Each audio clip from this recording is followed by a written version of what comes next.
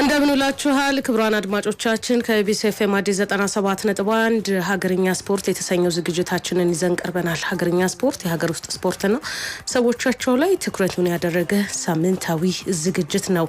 ለዛሬም ተረኛ እንግዳ የሆነውን ሰው ይዘን እዚህ ስቱዲዮ ተገኝተናል። የአብሮነት ቆይታችሁን አስቀድመን ከአክብሮት ጋር እንጠይቃለን። ኑራ ኢማም አብሬያችሁ ቆያለሁ። መቅደስ አንዳርጌ በቴክኒኩ ከኛ ጋር በአብሮነት አለች። በኤፍኤም አዲስ 97.1 ማህበራዊ ድረገጽ ላይና እንዲሁም ደግሞ በቀጥታ ስርጭት መከታተል እንደምትችሉ ከወዲሁ ለማስታወስ እንወዳለን። መሸጋገሪያውን ተከትለን ስንመለስ ከእንግዳችን ጋር ወደምናደርገው ቆይታ እናልፋለን። አብራችሁ ነው።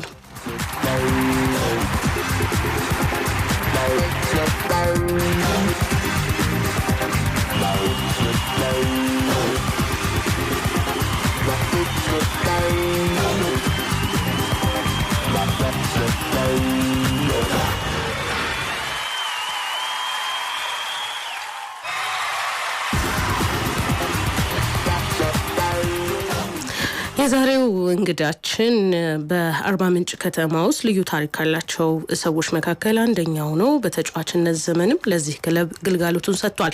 በአሰልጣኝነት ቡድኑን ከታችኛው ማለትም ከከፍተኛ ሊግ ወደ ፕሪሚየር ሊግ አሳድጓል። ከ20 ዓመት በታች ቡድኑንም አሰልጥኗል። አርባ ምንጭ ከተማን በ2018 የኢትዮጵያ ፕሪሚየር ሊግ ከቡድኑ ጋር ውድድሩን ጀምሯል። ሆኖም ግን ከውጤት ማጣት ቀውስ ጋር በተገናኘ ከቡድኑ ጋር ተለያይቷል። አሁን ደግሞ ሀገርኛ ስፖርት በእግር ኳሳዊ ጉዳዮች አጠቃላይ ደግሞ በፕሪሚየር ሊጉና በብሔራዊ ቡድንም ዙሪያ ባሉ ሀሳቦች ዙሪያ እንዲያወራን እዚህ ስቱዲዮአችን ጋብዘነዋል። አሰልጣኝ በረከት ደግሞ በቅድሚያ ጥሪያችንን አክብረህ እዚህ ስቱዲዮ ስለተገኘ በአድማጮቻችን ስም እጅግ አድርገን እናመሰግናለን። እኔም አመሰግናለሁ። አክብራችሁ ስለጠራችሁኝ ከልብ አመሰግናለሁ። መልካም እንግዲህ በተለይ ከአርባ ምንጭ ከተማ ጋር ያለው በረከት ሰፋ ያለው ህይወቱ የተጫዋችነቱ የአሰልጣኝነት ዘመኑም እጅግ በጣም ቁርኝት ያለው ነው። እንደው የተጫዋችነት ዘመኑን በረከት መለስ ብለን እናስታውስና የእግር ኳስ ጅማሮህ እንዴት ነበር፣ አጋጣሚው ምን ይመስል ነበር የሚለውን ለአድማጮቻችን አስታውሰን እንጀምር። እሺ አመሰግናለሁ። ያው የእግር ኳስ ጅማሬ ትውልድና እድገቴ እዛው አርባ ምንጭ ስለነበረ በሰፈር ውስጥ ነው እግር ኳስን የጀመርኩት። ከዛም በኋላ በጣም ታዳጊ ሆነን ጥሩ ጄኔሬሽን ላይ ስለነበር አንድ ላይ ወደ በወቅቱ በጣም ጠንካራ ቡድን የነበረውን አርባ ምንጭ ጨርቃ ጨርቅ እግር ኳስ ክለብን በታዳጊነት ተቀላቀል። አርባ ምንጭ ጨርቃ ጨርቅ ጥሩ ጊዜ ጥሩ ልምድ አገኘን። ከዛም በኋላ ያንን ልምድና ያንን ጥሩ ነገሮችን ተከትለን የእግር ኳስ ህይወቴን እስከ ናሽናል ቲም ማድረስ ችያለሁ። ጥሩ ጊዜ ነበረ። የእግር ኳስ ህይወቴም በዛ መንገድ ነው የተጀመረው። የአሰልጣኝነት ህይወት ጅማሮስ አጋጣሚ ምን ይመስል ነበር? ያው የተጫዋችነቱን ቀደም ሲል ባነሳው መልኩ ስለገለጽክ ወደ አሰልጣኝነቱ ስለመጣበት መንገድ ደግሞ እናንሳ። ያው ተጫዋች በነበርኩ ሰዓት ብዙ ጊዜ ያው ቲሙ የሚመሩ አሰልጣኞች ለማስደሰት ወይንም ቋሚ ተሰላፊ ሆኖ ለመጫወት በሚደረግ ሂደት ውስጥ አሰልጣኞችን ምን ይፈልጋሉ የሚለውን ነገር የማወቅ ጉጉት ነበረኝና በዛ መንገድ ከልምምዶች በኋላ ለቀጣይ ልምምድ አሰልጣኙ ምን ይፈልጋል የሚለውን ነገር ራሴን መጠየቅ ጀመርኩኝ። ብዙ ሲኒየር ተጫዋቾችም እድለኛ ሆኜ አብረውኝ ተጫውተዋልና እነሱም የሚያወሩትን መልካም ነገሮችን በመስማት ወደ አሰልጣኝነት ሙያ በመጣ ሞር የተሻለ ነገር ማግኘት ይችላል የሚለውን ሐሳብ ይዤ ነው ወደ አሰልጣኝነት የመጣሁት። በዛ ሂደት ውስጥ ደግሞ ተጫዋቾኜ የነበረኝ ሊደርሺፕ ጥሩ ነበርና ያንን አይተው አንዳንድ ተጫዋቾችም ወደፊት አሰልጣኝ ብትሆን ሊሳካልህ ይችላል የሚለውን ምክር ሐሳብ ሲሰጡኝ እኔም በጣም ተበረታትቼ ወደዛ ውስጥ ለመግባት ችያለሁ። በምክትልነት ነበረ 2009-2010 ወደዚህ ሙያ የገባኸውና እንደው ወደ አሰልጣኝነቱ ዓለም መቀላቀል ከዛ ደግሞ ስለ ምክትል አሰልጣኝነት በሀገራችን ያለው አመለካከት ይታወቃል። እንደው ከዛ አንጻር ምክትል ሆነ ስትጀምር የነበረ ስሜት ምን ይመስል ነበረ? እንደገናስ እንደው በሀገራችን የምክትል አሰልጣኞች ሚና ወይም ኃላፊነት በአንተ አረዳድ ምን ይመስላል የሚለውን እናንሳ። ያው አሰልጣኝነትን በምክትል አሰልጣኝነት ነው የጀመርኩት። ተጫዋች ሆኜ ወደ መጨረሻዎቹ አካባቢ 2008 መጨረሻ አካባቢ ከባድ ጉዳት አስተናገድኩና በውድድሩ አጋማሽ ላይ ነበር ጉዳት ያስተናገድኩት። ከዛም ቀሪ ቀሪ የሁለተኛ ዙር ጨዋታዎች ስለነበሩ ራሴን በሕክምና ውስጥ እያሳለፍኩኝ የማገገሚያ ጊዜ ላይ ነበርኩ። እንደ አጋጣሚ ሆኖ ደግሞ ቡድናችን ጥሩ ውጤት ላይ አልነበረምና በወቅቱ የነበሩ አሰልጣኞችም ትንሽ ጫና ውስጥ ነበሩ። በዛ መሃል ጉዳት ላይ ሆነ ዝም ብለህ ቁጭ ከምትል አንዳንድ ሀሳቦችን አሰልጣኞችን ድጋፍ እያደረግ ከኛ ጋር ብትቀጥል የሚል ሀሳብ ሲያመጡ በዛ መንገድ ነው ወደ አሰልጣኝነት የገባሁት። ከዛም ለአሰልጣኞች የተለያዩ ምክሮች የተለያዩ ሀሳቦችን በመስጠት ያንን አመት በጥሩ ብቃት ስንጨርስ የክለቡ ስራ አመራር ቦርድ የነበረኝን ትጋት ፍላጎት ከግምት ውስጥ በማስገባት ለ2009 ዓመተ ምህረት የምክትል አሰልጣኝ ሚናን ይዤ ወደ ክለቡ ጋር እንድቀላቀል እድል ሰጠኝ። በወቅቱ የነበረው አሰልጣኝ የኔን መምጣት ይፈልገው ስለነበረ እኔ የሱ ምክትል ሆኜ ለመስራት ፈልጌያለሁ እችያለሁ። ያው ምክትል አሰልጣኝ ሚናው የዋናው አሰልጣኝ እቅዶችና ፕሮግራሞችን ማስተካከል ነው በዋናነት መስራት የሚጠበቅበትና ያው እኛ ሀገር ያው ብዙ ጊዜ ምክትል አሰልጣኝና ዋና አሰልጣኝ ያለ መተማመን ነገሮች ከዚህ በፊት ይታያሉ።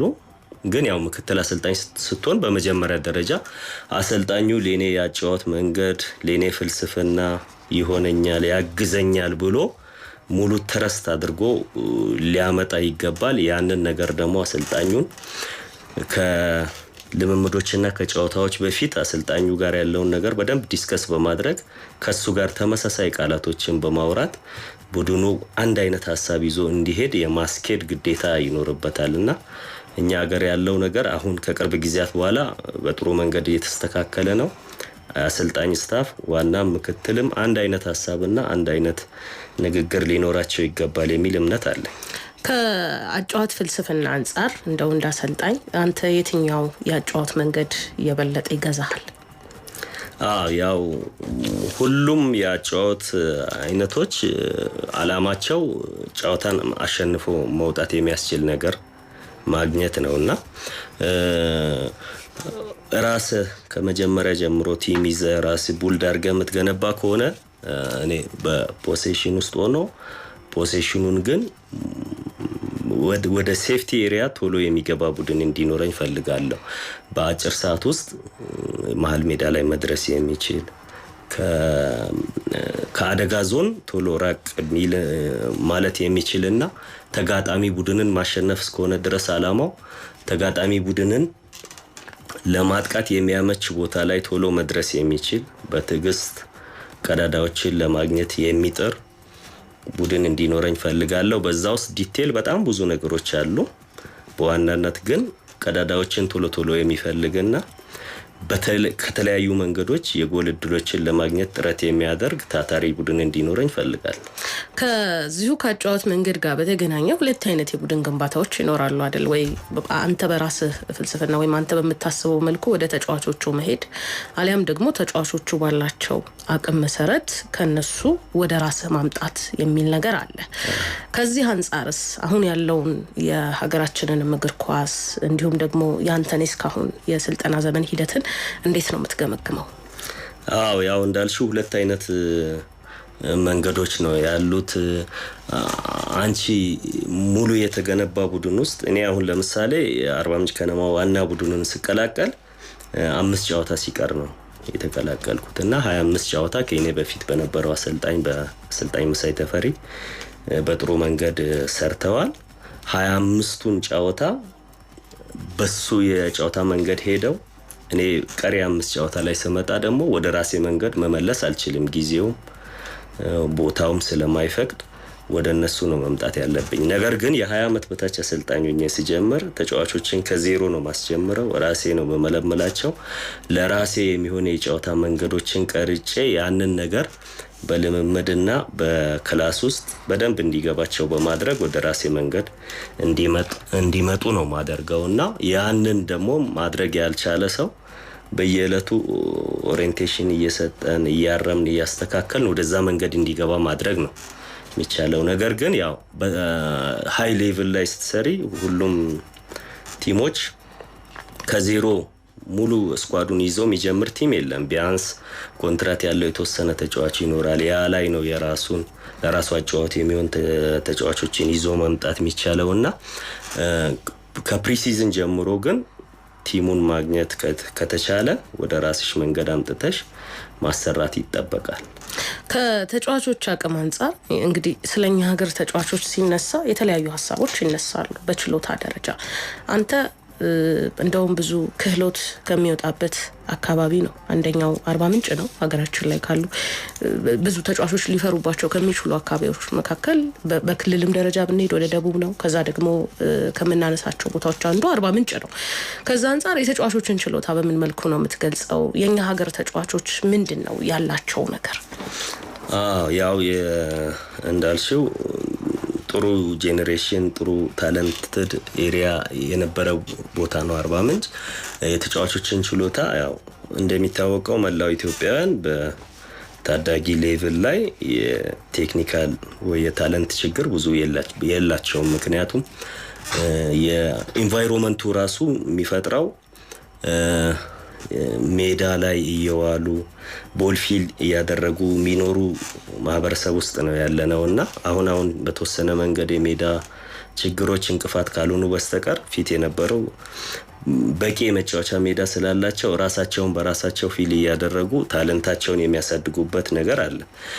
ከዛም እኛ ብዙ ጊዜ የምንመለምላቸው በየውስጥ ውድድር ይደረጋሉ በተለያዩ እድሜ እርከኖች ከ15 ዓመት ጀምሮ ከ17 ዓመት ጀምሮና እዛ የሰሩትን በተለያዩ አሰልጣኞችን በግልም ሊሆን ይችላል የሚሰሩትን ነገሮች በውድድር ላይ ለማየት እድሉን አገኛለሁ። ምክንያቱም የሙሉ ጊዜ እግር ኳስ ሰራተኛ ነኝ ብዬ ራሴን ስለማምን የተለያየ ሜዳዎች በመሄድ የተለየ ታለንት ያለው ተጫዋች ማን ነው የሚለውን ሰርች እናደርጋለንና በዛ ሰርች ያደረግናቸውን በተለያዩ ውድድሮች በደንብ አይተን ወደ እድሜ እርከን ቡድኖች እንቀላቀላለን። እድገታቸውን ክፍተታቸውን በመከታተል የተሻለ ተጫዋቾችን ለማድረግ ለበርካታ ዓመታት ጥረት ስናደርግ ነበር።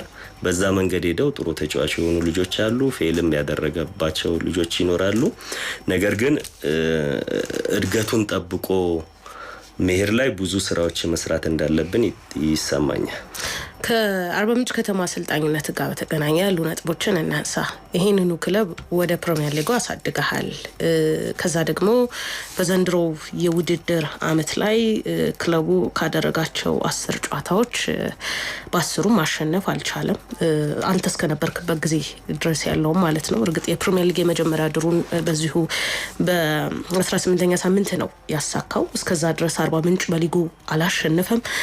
አንተ እስከ ተሰናበትክበት ጊዜ ድረስ ደግሞ ክለቡ 10 ጨዋታ አድርጎ 5 ነጥብ ብቻ ነው ያሳካው፣ 5 አቻ ወጥቶ። እንደው ምንድነው የተፈጠረው? በአንተ በኩል ያለውን ነገር እንስማ። ምንድነው የሆነው? ያው እንዳልሽው ክለቡ ጋር ተለያይተናል። ያው ክለቡ ስገባ ቀደም ለመናገር እንደሞከርኩት 5 ጨዋታ ሲቀር ነው ወደ ክለቡ የገባሁት። ከዛም በኋላ ክለቡ ከወረደ በኋላ ከፍተኛ ሊግ ላይ በአንድ አመት መመለስ ስለሚጠበቅብን ያንን ነገር ለማሳካት ጠንካራ ስራ ሰርተን ወደ ፕሪሚየር ሊግ ገብተናል በጥሩ መንገድ። ባለፈው አመትም በፕሪሚየር ሊግ በጣም ጠንካራ ተፎካካሪ ነበር። በክለቡ ታሪክ ከፍተኛውን ነጥብ ነው ያስመዘገብነው። በክለቡ ታሪክም ከፍተኛ የጨዋታ ቁጥር ማሸነፍ ችለናል። ብዙ ጎልም ያገባ በሚል ጥሩ ነገሮችን ሪከርዶችን አስመዝግበናል። ነገር ግን ያው እግር ኳስ ሁሉ ጊዜ በሜዳ ውስጥና ከሜዳ ውጪ ያሉ ነገሮች በተመሳሳይ ትራክ ላይ ማይሄዱ ከሆኑ በጊዜ ሂደት ጥሩ ነገር ላይኖር ይችላል እና ያው የባለፈው አመት ውጤቶቻችንን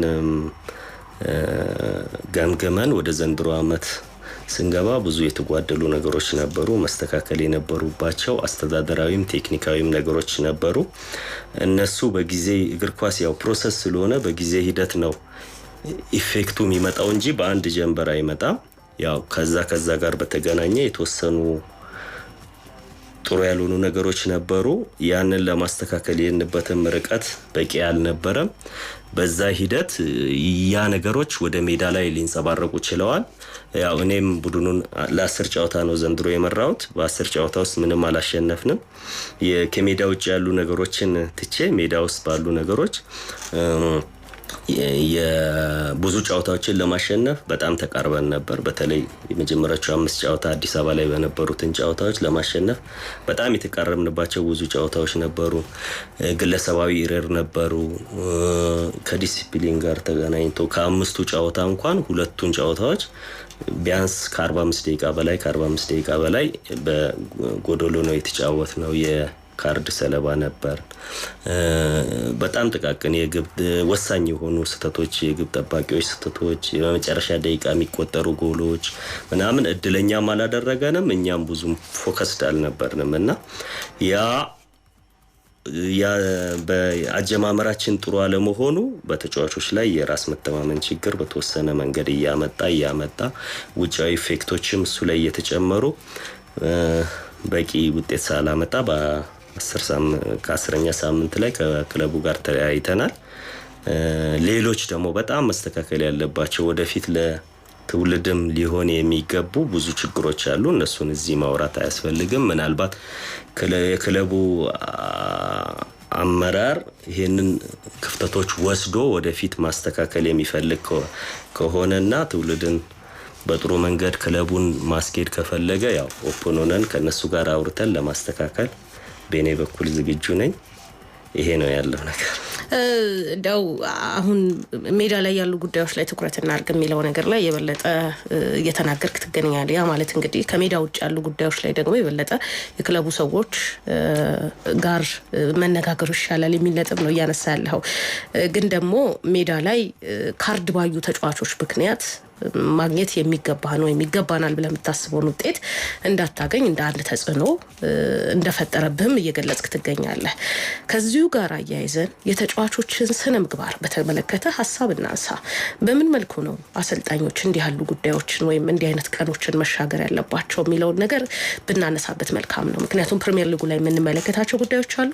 ስለ ፕሪሚየር ሊጉ በኋላ ላይ አነሳልሃለሁ። ግን እዚሁ አርባ ምንጭ ላይ ይሄንን መነሻ አድርገን ከተጫዋቾች ስነ ምግባር ጋር ከካርድ ምልከታ ጋር ያሉ ሀሳቦችን አጋራኝ። እዚህ ላይ ያው ምንድነው ከካርድ ጋር ከዲሲፕሊን ጋር በሁለት አይነት መንገድ ነው ማየው። ዲሲፕሊን ያው በውስጡ ብዙ ነገሮች አሉ። ከሜዳ ውጪ የሚደረጉ የዲሲፕሊን ጥሰቶች ይኖራሉ። እነሱን ከአሰልጣኙ ከኮቺንግ ስታፍ አባላት ጋር በመሆን በመነጋገር ማስተካከል ይቻላል። ሜዳ ውስጥ የሚከሰቱ የዲሲፕሊን ጥሰቶችን ግን ራሱ ተጫዋቹ ነው ሪስፖንሲቢሊቲውን ሊወስድ የሚገባው የሚል እምነት አለኝ።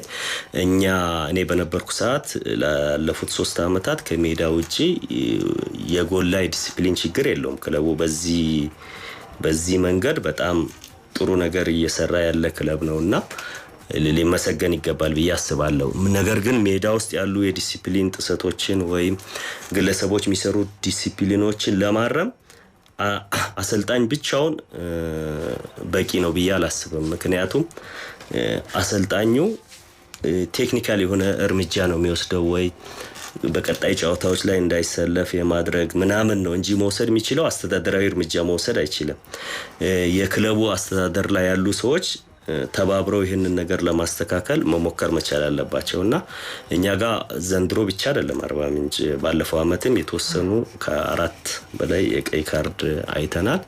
መነሻ የሆኑ ካርዶች ነበሩ። እነሱ መነሻ የሆኑትን በክለቡ መተዳደሪያ ደንብ መሰረት አስተዳደራዊ እርምጃ ተወስዶ ሌሎች ተጫዋቾች እንዲማሩ ማድረግ ይጠበቅ ነበርና ያንን ነገር እንዲያደርጉ ስትሞክር አስተዳደር ላይ ደግሞ በቂ ድጋፍ ካልሰጡ ተጫዋቾች ይላመዱትና ሌጋል ያደርጉታል። በዛ መንገድ ብዙ ፔንም ላይሰማቸው ይችላልና ያ መንገድ የተወሰነ ክፍተቶችን ፈጥሮብናል። አንዳንድ ተጫዋቾች ደግሞ ለቡድኑ መስዋዕትነት ሲከፍሉ ካርዶችን ሊያዩ ይችላሉ። እግር ኳሳዊ ጥፋት ከሆነ አክሴፕት ታደርጋለች። ግን ከዳኛ ጋር በመጨቃጨቅ ባላስፈላጊ መንገዶች ካርዶችን የሚወስዱ ሰዎች አስተዳደራዊ እርምጃ በመውሰድ አሰልጣኙን ድጋፍ ሊደረግለት ይገባል ብዬ አስባለሁ። ያ ነገር ምናልባት ፔኑ ተሰምቷቸው ወደ ፌር ፕሌይ ይመለሳሉ የሚል እምነት ይኖረኛል። እንደዛ ሲሆን መልካም። ከዚሁ ከፕሪሚየር ሊጉ ጋር በተገናኘ እንግዲህ አንደኛው ዙር ሊጠናቀቅ የ19ኛ ሳምንት መርሃ ግብር ነው የሚቀረው። እናም እዚህኛው ላይ ተገኝተን በረከት እንዳጠቃላይ አንደኛው ዙር ላንተ እንዴት ነበር የሚለውን ምልከታህን አጋራኝ። ከዛ ባሻገር እንደው ፕሪሚየር ሊጉ ላይ ምን ታዘብክ፣ ውድድሩ ላይ ምን ታዘብክ የሚለውንም ጨምርልኝ። አንደኛ ዙር ያው አሁን ባለፈው አመትም በተመሳሳይ መንገድ ነው የሄደው የአንደኛ ዙር የኢትዮጵያ ፕሪሚየር ሊግ። ያው ከዚህ በፊት ብዙ ክለቦች አንደኛ ዙር ላይ ብዙም ትኩረት አይሰጡም፣ ወደ መጨረሻ አካባቢ ነበር ትኩረት የሚሰጡት። አሁን ግን አንደኛ ዙር ያላስከው ነጥብ ለሁለተኛ ዙር ዋስትና አይሆንም የሚል አመለካከት ብዙ ክለቦች ጋር ስለነበረ በጣም ታይት የሆነ ውድድር ነው እየተደረገ ያለው። ከማሸነፍ ይልቅ አለመሸነፍን ቅድሚያ አድርጎ ነው ብዙ ቲሞች እየገቡ ያሉት። የጨዋታ መንገዳችንን ማስተካከል ላይ ብቻ ሳይሆን መጀመሪያ ውጤት አምጥተን ከዛም ወደዛ እንግባ የሚል አመለካከቶች ብዙ ቲሞች ጋር አያለው። በጣም ከማጥቃት ይልቅ ለመከላከል ቅድሚያ ተሰጥቶ የሚደረግበት ውድድር ሆኖ ነው ያየሁት በአብዛኛው።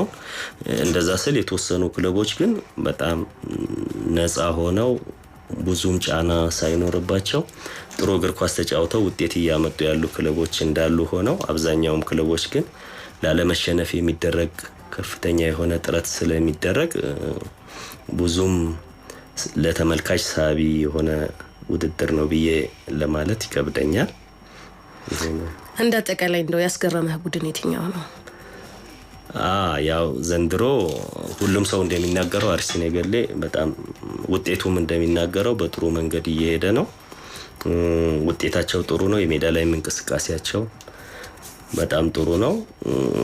ከዛ በተረፈ ምንም እንኳን በቂ ውጤት ባያመጡም ከአምናው የቀጠለ የጨዋታ መንገድ ይዘው ብዙ ጥራት ያለው ተጫዋች ባይዙም እንኳን ኢትዮጵያ መድን የሜዳ ላይ እንቅስቃሴው አሁንም ዘንድሮ በጣም ጥሩ ሆኖ ነው ያገኘው። የሜዳ ላይ እንቅስቃሴው ጥሩ ነው። የተወሰነ የስኳድ ጥበት አላቸው፣ የተወሰነ የልምድ ችግር አለባቸው፣ የጥራት ችግር አለባቸው። ግን እንደዛም ሆነው ሜዳ ላይ የሚያሳዩት ነገሮች በጣም የተሻለ ነው። ከዛ በተረፈ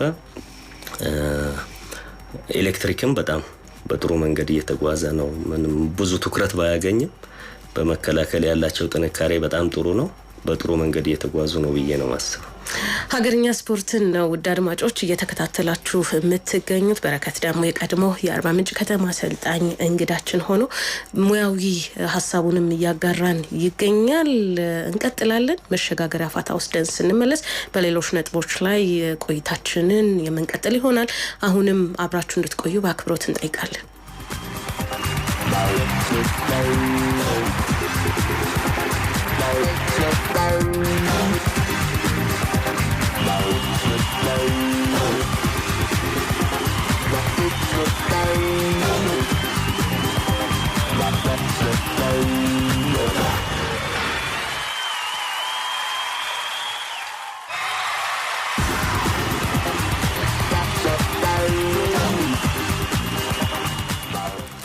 ሀገርኛ ስፖርት ላይ ነው ያለነው ውድ አድማጮች። በረከት ስለ ፕሪሚየር ሊጉ ስናነሳ ያው በብዙ መልኩ ለተመልካች የሚስብ ውድድር ነው ለማለት ይቸግረኛል የሚል ሀሳብ አንስተሃል። ይሄ ውድድር የሀገሪቷ ትልቁ ሊግ ነው። የኢትዮጵያ እግር ኳስ ሲነሳ መለኪያ ከሆኑ ዋና ዋና ጉዳዮች አንደኛው ትልቁ ሊግ ነው። ትልቁ ሊግ እንደ ስሙ ትልቅ እንዲሆን ምን መደረግ አለበት ትላለህ? ያው እንደ ስሙ በጣም ትልቅ እንዲሆን ከተፈለገ በመጀመሪያ ደረጃ ምቹ የስራ ሁኔታ ማመቻቸት ያስፈልጋል ብዬ አስባለሁ። እንዳልኩት ፕሪሚየር ሊጉ ለተመልካች በጣም እንዲስብ ለማድረግ በመጀመሪያ ደረጃ በጣም ጥሩ የሆነ የመጫወቻ ሜዳ ማዘጋጀት አስፈላጊ ነው ለተጫዋቾቹ። አሁን ላይ በተለይ አዲስ አበባ ስቴዲየም ላይ የሚደረጉ ጨዋታዎች ለተጫዋቾች ምቹ አይደሉም። አይምሯቸው ኳሱን ያሰቡትን ነገር ለማድረግ ሳይሆን ሜዳው የሚፈጥረውን ተጽዕኖ ለመቋቋም የሚያደርጉት ነገር ብዙ ይሄ በፍራክሽን ኦፍ ሰከንድ የሚወሰን ስለሆነ እግር ኳስ ጥቃቅን ነገሮችን ያበላሽባቸዋልና ያን ሜዳ ከሜዳ ጋር ያለውን ነገር ማስተካከል ያስፈልጋል። ከዛ በተረፈ ቡድኖችም የሚያሸንፉበትን መንገድ በደንብ ማወቅ ይጠበቅባቸዋልና እሱን ላይ ደጋግመው መስራት ይጠበቅባቸዋል። ከዛ በተረፈ ደጋፊን ማስደሰት አንዱ ነገር ሆኖ ሳለ ግን ያው ራሳቸውን ከውጤት ጫና ውስጥ ለማውጣት ሲሉ የተለያየ የጨዋታ መንገዶችን ሊመርጡ ይችላሉ። እሱን ጊዜያዊ ውጤቶችን ብቻ ፎከስ በማድረግ ዘላቂ ውጤቶቻቸውን ላለማጣት ጥንቃቄ ማድረግ ያለባቸው ይመስለኛል። ከቴክኒካዊ ጉዳዮች አንፃር እንደው ቅብብሎችን ብዙ ማናይበት ቀደም ሲል ያነሳቸውን ምክንያቶች ወይም ነጥቦች እንዳሉ ሆነው እነዚህን ነገሮች ለማሻሻል በክለብ ደረጃ አሁን ክለቦቹ ምን አይነት ነገሮችን ማድረግ ይጠበቅባቸዋል? አሁን ከሙያ አንፃር ከአሰልጣኞችም ከጨዋታም አንፃር ያለውን ነገር አንስታል። ግን እንዳጠቃላይስ እንደው ከክለቦቹ ምን አይነት ነገሮች ይጠበቃሉ የሚለውን ነጥቦችን ጨምርልኝ። አዎ ያው ክለቦች በሚችሉት መንገድ ነገሮችን ለማስተካከል ጥረት እያደረጉ ነው። ያው የውድድሩ ፎርማት አሁን እንዲሁም ዘንድሮ ትንሽ ይሻላል። 10 ቡድን ነው አንዳንድ ከተማ ላይ ያለው። ባለፈው አመት 18ቱም ቲሞች አንድ ከተማ ላይ ነበሩና ሁሉም ነገር የሚያልቀው በልምምድ ሜዳ ላይ ነው እግር ኳስና ምቹ የልምምድ ሜዳዎች ያስፈልጋሉ። ልምምድ የምትሰራበት ሜዳና የምትጫወትበት ሜዳ ደግሞ ተመሳሳይ ካልሆነ ተመሳሳይ ነገር ለማሳየት ሜዳ ላይ ይከብዳል። አሁን ለምሳሌ ኢትዮጵያ መድን የልምምድ ሜዳው አሁን ከሚወዳደሩበት ሜዳ የተሻለ ነውና እዛ ምቹ ሜዳ ላይ ያለምንም ቻሌንጅ ሰርተው እዚህ ደግሞ ማይመች ሜዳ ላይ አፕላይ ለማድረግ በተወሰነ መንገድ ይቸገራሉና ክለቦች ከነሱ የሚጠበቀውን ነገር ከሞላ ጎደል አጉድለዋል የሚል እምነት የለኝም። ግን ከውድድርና ስነ ስርዓት ደግሞ ያው የሀገሪቱ የኢንፍራስትራክቸር አቅርቦት ቢወስነውም የተወሰኑ የተሻሉ ሜዳዎችን ለመጠቀም ጥረት ቢደረግ ተጫዋቾቹ ያላቸው ላይ የተወሰነ ነገር ቫልዩ አድ ማድረግ ስለሚችሉ ያንን ነገር ለማድረግ ምቹ ሁኔታዎች ቢመቻቹላቸው አሁን ከሚታየው የቅብብሎሽ የጨዋታ ጥሩ ጨዋታ የማሳየት ችግሮች ወጥተው የተሻለ ነገር ማሳየት የሚያስችል አቅም ያላቸው ብዙዎቹ ክለቦች ከኮኦርዲኔሽን ጋር ተገናኝቶ ብዙም ችግር የለባቸውም እና ጥሩ ነገር የማሳየት ይቻላል። ጥሩ ነገር ቢኖር ብዬ ነው ማሰብ። በርካታ ጨዋታዎች ያለ ግብ አቻ ያልቃሉ። ይሄንንም በትኩረት በርካቶች ያነሱታል። እንደው ብዙ የሊጉ ጨዋታዎች 0-0 በሆነ ውጤት ወይም በአቻ ውጤት ማለቃቸው ምክንያቱ ከምን የመነጨ ነው ብለህ ታምናለህ? ቀደም የገለጽኩልሽ ጋር የሚገናኝ ይመስለኛል። አንደኛ ያው ከውድድሩ ጅማሮ ጀምሮ ሁሉም ቲሞች ነጥብ መያዝ ይፈልጋሉና ከማሸነፍ ይልቅ አለመሸነፍን ቅድሚያ ሰጥተው ነው ቲሞች የሚገቡት። ሁለተኛ የሜዳው ምቹ አለመሆን የኮምቢኔሽን ስራውን በተለይ አታኪንግ ላይ ያስቸግራል። ሜዳ ባልተመቸ ቁጥር ቢልድ አድርጎ ከሚጫወተው ይልቅ ዲስትራክቲቭ የሚጫወተው ይበልጥ ይመቸዋልና የሜዳው ማለመመቸት ጎሎችን በብዛት እንዳንመለከት አድርጎናል። በአንጻራዊነት እንኳን ካየን የመጀመሪያዎቹ ጨዋታዎች ሲጀመሩ አዲስ አበባና ሐዋሳ ነበሩ። ከአዲስ አበባ የተሻለ ስለነበረ ሐዋሳ ላይ እዛ ነበር ብዙ ጎል እየተቆጠረ የነበረው። አሁንም እንደሚመስለኝ አዳማ ላይ ነው ብዙ ጎሎች እየተቆጠሩ ያሉት በአንጻራዊነትና ቲሞች ይዘው ከሚመጡት ያለ መሸነፍ ፍላጎትና ምቹ የመጫወቻ ሜዳ ካለመኖሩ ጋር ተገናኝቶ ጥንቃቄዎችም በቲሞች ላይ በብዛት ስለሚከሰቱ ብዙ ጎሎች እየተቆጠሩ አይደለም። ይሄ ነው ዋናው ምክንያት የሚል እምነት ነው ያለ። ከክለቦቹ ጉዳይ ወጣ እንበልና ወደ ኢትዮጵያ ብሔራዊ ቡድን እናምራ። በቅድሚያ እንደው አንድ ተጫዋች ለብሔራዊ ቡድን ሲጠራ ምንድነው ስሜቱ? ቅድም ለብሔራዊ ቡድን ማገልግል ያለው ስትል ነበርና ለኢትዮጵያ ብሔራዊ ቡድን መጫወት ምን ማለት ነው ትርጉም? የኢትዮጵያ ብሔራዊ ቡድን በስሜት ደረጃ ባንተ እንዴት ይገለጻል? ያው የአንድ እግር ኳስ ተጫዋች የመጨረሻው የስኬቱ ጥግ ብሔራዊ ቡድን ነው ብዬ ነው ማስበው። ምክንያቱም በክለብ ደረጃ አገር ውስጥም ልትጫወት ትችላል፣ አውሮፓም የትም ሄዶ ሊጫወት ይችላል ማንኛውም ሰው። ግን አውሮፓም ተጫውተው የብሔራዊ ቡድን እድል የማያገኙ ተጫዋቾች ይኖራሉ በተለያዩ አፍሪካ ሀገራት። ብዙ ተጫዋችም እነሱ ብዙ ፕሮፌሽናልም ተጫዋች ስላላቸው ግን የብሔራዊ ቡድኑን ጥሪ ማግኘት በጣም በጣም ኢምፖርታንት ነው ለሁሉም ተጫዋቾች እና እኛ ሀገር ከተወሰነ ጊዜ በኋላ ትንሽ የመሰላቸት ነገሮች በተጫዋቾች ላይ እያየው ይመስለኛል። ነገር ግን ለብሔራዊ ቡድን መጠራት በጣም ትልቅ ኩራት መሆኑን ተጫዋቾች ሊገነዘቡ ይገባል። ብሔራዊ ግዴታ ነው። አገርን የምታኮራበትን እድል የምታገኝበት መድረክ ስለሆነ የብሔራዊ ቡድን ጥሪ ሁሉም ተጫዋቾች በጣም በጉጉትና በከፍ ባለ ፍላጎት ሊጠብቁት ይገባል የሚል እምነት ነው ያለኝ። ለኢትዮጵያ ብሔራዊ ቡድን ውጤታማነት ምን መደረግ አለበት ትላለህ? ያው የሰው ፍላጎት የብሔራዊ ቡድኑ የውጤት ደረጃ እጅግ በጣም የተራራቀ ነው አይደል? ይሄንን ምን ከደው ሀቅ አይደለም። ከዚህ አንፃር የኢትዮጵያ ብሔራዊ ቡድን ውጤታማ እንዲሆን ምን መደረግ አለበት ትላለህ? ያው የኢትዮጵያ ብሔራዊ ቡድን ውጤታማ እንዲሆን ሁሉም ሰው ይመኛል፣ ይፈልጋል። ውጤታማ እንዲሆን መደረግ አለበት ብዬ ማስበው ሁሉም ሰው በጋራ ተባብሮ ኃላፊነቱን ለወሰዱት ተጫዋቾች የሞራልም የተለያዩ ድጋፎችን በመስጠት ለአንድ ዓላማ እንዲነሳሱና ውጤታማ እንዲሆኑ ድጋፍ ማድረግ አለብን ብዬ ነው ማስበው። ምክንያቱም እኛ ሪፕሬዘንት የምንደረገው በእግር ኳስ ከሆነ በብሔራዊ ቡድናችን ነውና ብሔራዊ ቡድናችን የተሻለ ውጤት እንዲያመጣ አሁን ዝም ብሎ በአንድ ጀንበር ተነስቶ ውጤት አይመጣም። የእግር ኳስ ፕሮሰስ ነው፣ ብዙ ሂደቶችን ይፈልጋል።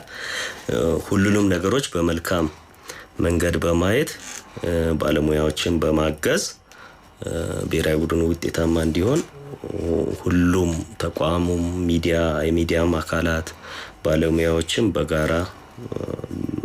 በጋራ በህብረት በመስራት ብሔራዊ ቡድኑን መደገፍ ያስፈልጋል የሚል እምነት አለኝ። የተለያዩ ኢንተርናሽናል ጨዋታዎችንም እንዲያገኝ በፌዴሬሽኑም በኩል ቢመቻችለት ምናልባት ተጫዋቾችም በቂ ልምዶችንና የስነ ልቦና ጥንካሬዎችንም እያገኙ ወደፊት ጥሩ ነገር ያመጣሉ የሚል እምነት አለኝ። ድጋፍ ልናደርግላቸው ይገባል የሚል ሀሳብ ነው ያለኝ። የተጫዋቾቹ መሰላቸት ግን ከምን ይመጣ ነው ብለህ ታስባለህ? እሱን ከኮምፒቲሽን ጋር ነው ማገናኘው። የዛሬ 10 አመት ወር 12 አመት የነበረው የብሔራዊ ቡድን ምርጫና አሁን የብሔራዊ ቡድን አሰልጣኝ ሊያደርጉት የሚችሉት ምርጫ ኦፕሽኑ ይለያያል። የዛኔ በጣም ብዙ ፒካቸው ላይ የደረሱ በጣም ብዙ ተጫዋቾች ስላሉ ከብዙ ምርጦች ነው የተወሰኑ ምርጦችን የሚመርጠው እና አሰልጣኙ ለመመረጥ የነበረን ያላቸው ፍላጎት የተጫዋቾቹ ከፍ ያለ ነውና በእያንዳንዱ የጨዋታ ቀናት ላይ ጥሩ ነገር አሳይተው ብሔራዊ ቡድን አሰልጣኙን አሳምነው ለመመረጥ ተጫዋቾች ከፍ ያለ ጥረት ያደርጉ ነበር። አሁን ላይ ባለው ነገር ስናይ በሃይ ሌቭል ላይ ያሉ ውስን ተጫዋቾች ናቸው ልንመረጥ ምንችለው እኛ ነን የሚል አመለካከትም ይኖራቸዋል ካለው ነገር አንፃር።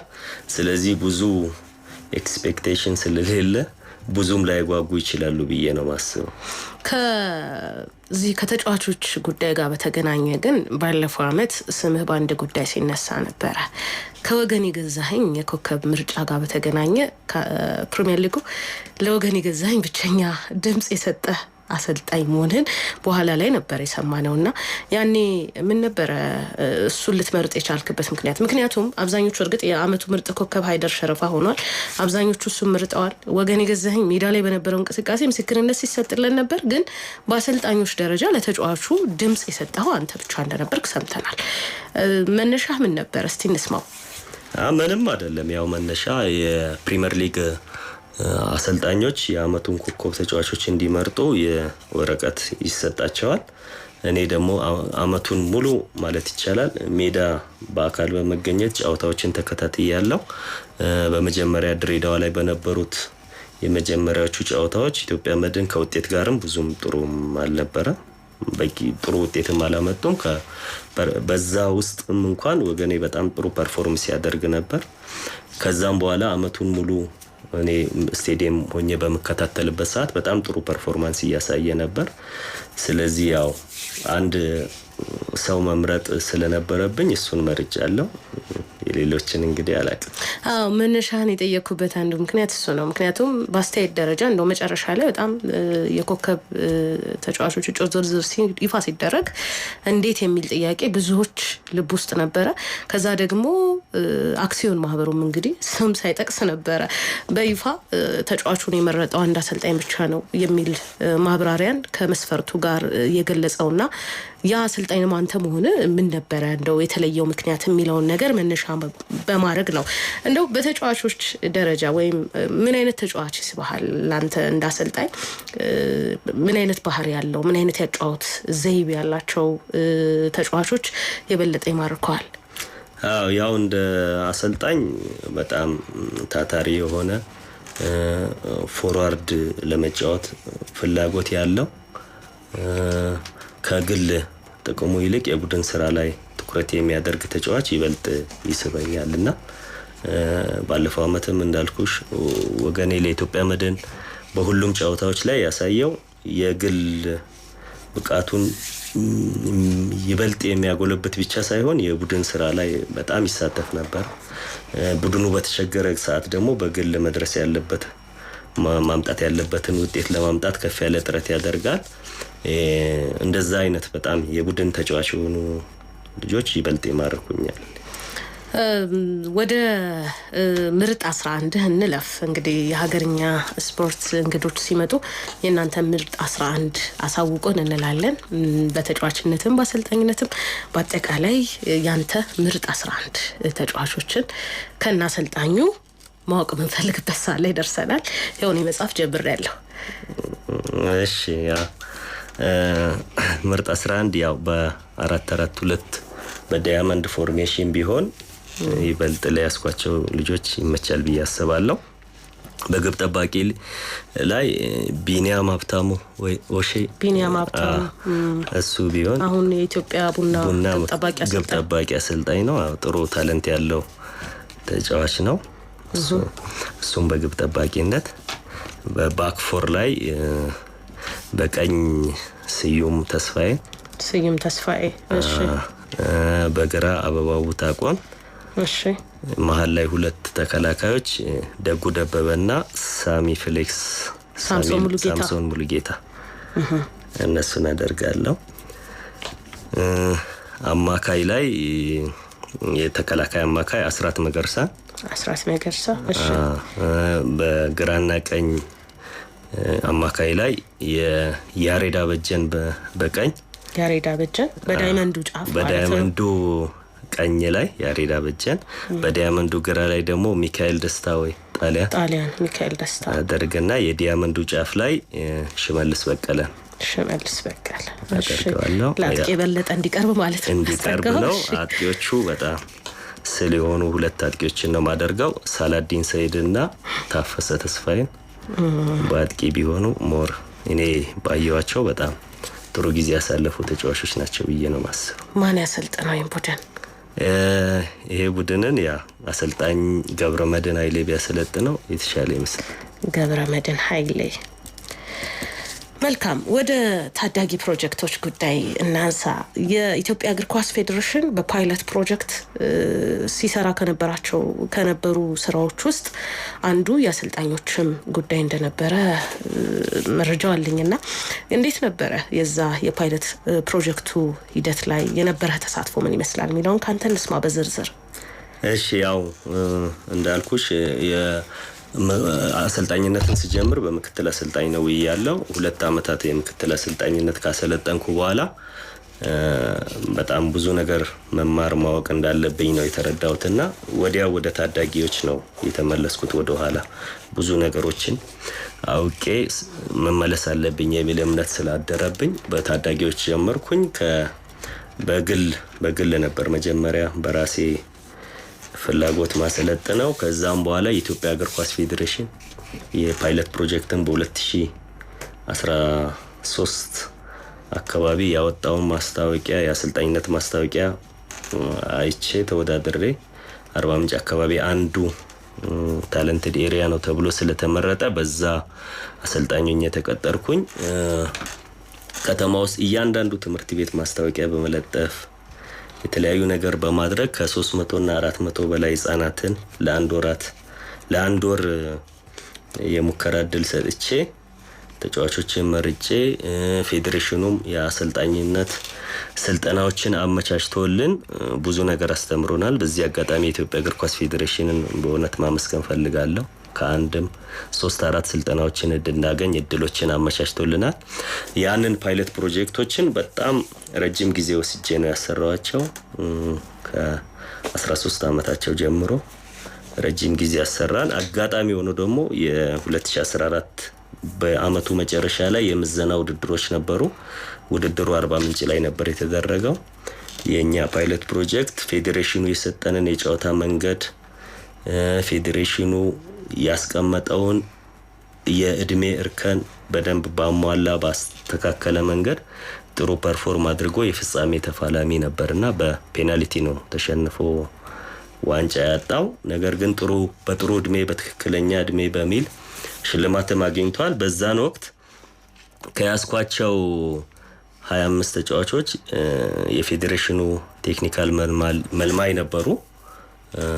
12 ተጫዋች ነው ለ3 ፖይንት አካዳሚ የመረጡልኝ እና ጥሩ ጊዜ ነበር ያሳለፍነው። ከዛም በኋላ የአርባ ምንጭ ከነማን 20 ዓመት በታች ቡድን ይዤም እንደዚሁ ረጅም ጊዜ መስራት ችያለሁ። እነዚህ ፓይለት ፕሮጀክቶችም እኔ ወደ ክለብ ሲስተም ስመጣ እንዳይቸገሩ በጣም ጥሩ አሰልጣኝ መርጬላቸው ስቲል እስካሁን እየሰሩ ነው። ከነሱ ውስጥም በጣም አሁን ፌዴሬሽኑ ባዘጋጀው የአንደር 17 ቡድን ውስጥ 3 ተጫዋቾች የቡድኑ አካል ሆነው አገሪቱን ለማገልገል ችለዋል።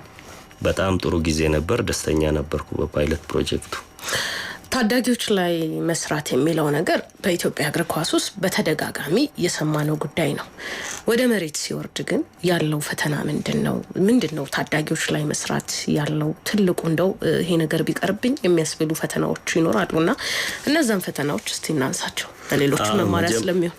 መጀመሪያ ፓሽን ሊኖር ይገባል። ታዳጊ ላይ መስራት እንደዚህ እንደሚወራው በጣም ቀላል አይደለም። በጣም ከባድ ነው። አቧራ ሜዳ ላይ ነው የምንሰራው። ሜዳ ለማግኘት በራሱ በጣም ብዙ ፈተናዎች አሉ። ከትጥቅ ጋር ተገናኝቶ ከመጫወቻ ኳስ ጋር ተገናኝቶ ብዙ ነገሮች አይሟሉም እና ያንን ሁሉ በራስሽ ኮሚትመንት ማስኬድ ካልቻልሽ በጣም ከባድ ነው። በዛ ላይ ተማሪ ናቸው። አንዱ በትሬኒንግ ሰዓት ላይ ትምህርት ቤት ሊሆኑ ይችላሉ ግማሾቹ። ከትምህርት ሲወጡ ደግሞ ሜዳው ተይዞ ሊሆን ይችላልና ብዙ ቻሌንጆች አሉ። በዛ ላይ ልጅ ስለሆኑ ወደነሱ ባህሪ ቀረብ ብለሽ ወረድ ብሎ ማስተማር ያስፈልጋልና ብዙ ችግሮች አሉ። ግን በጣም አስደሳች ነው። የሰጠሻቸውን ነገሮች ቶሎ ነው የሚቀበሉት። ክፋት ምናምን የለባቸው። ለማደግ በጣም ጥረት ያደርጋሉና ያንን ስታይ ደግሞ ይበልጥ ደስ ይላል። ታዳጊ ላይ መስራት ብዙ ፈተናዎች ቢኖሩም ከተሰራ ግን ለውጥ መምጣት እንደሚቻል ነው ያየሁት። ጠቅለል ያረግን እንሂድ ቆይታችንን። እንዳጠቃላይ በኢትዮጵያ እግር ኳስ ውስጥ ምን ታዘብክ? ምንስ አስተዋልክ? ያው በኢትዮጵያ እግር ኳስ ውስጥ ብዙ ነገር እንታዘባለን። ያው መጥፎ ነገሮች እንዳሉ ሁሉ በጣም ጥሩ ነገሮችም ብዙ አሉ።